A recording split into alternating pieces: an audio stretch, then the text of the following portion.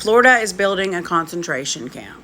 Let's stop playing with the language. Now, if you hear that and think it's dramatic, I argue that it's because you don't really know what's going on. So let's remedy that. The videos of ICE officers abusing people go viral. We see these stories on a daily basis, but what we don't see is what happens after the arrest. Let's rewind just for a second. In Trump's first term, he intentionally traumatized thousands of children with family separation. But he also was giving unnecessary and forced sterilizations to Spanish-speaking migrant women. Over 43 women came forward.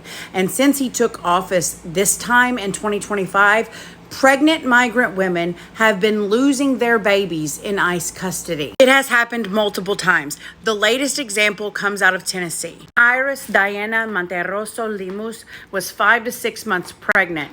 She begged the guards to allow her to see a doctor for 3 days and was denied. Her baby is now gone. That's not enough for the pro-life crowd. Let's also mention McAllen, Texas, where there was a report that just came out detailing horrendous conditions of being starved, dehydrated, of adults having to fight children for water, as well as babies as young as 9 months old being denied sterile water for their formula, and of course medical neglect of 12-year-olds and younger. In the background of all of this happening, not only is the Supreme Court allowing Trump to send migrants to a third country, that's not deportation, they are also arguing to try and end the Flores settlement. The Flores settlement says that children, migrant children, must be kept in safe and sanitary conditions.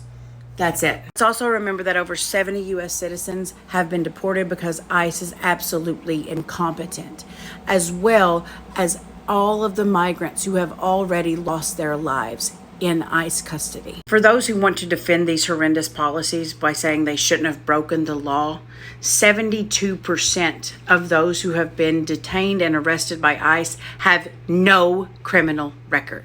Let me quickly remind you that in Germany, 1941, they did not start with a final solution.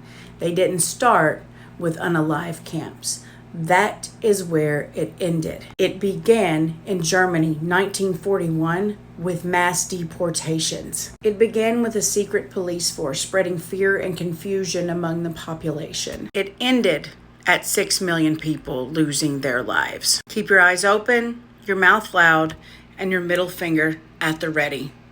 Links are in the bio. Let me know what you think in the comments.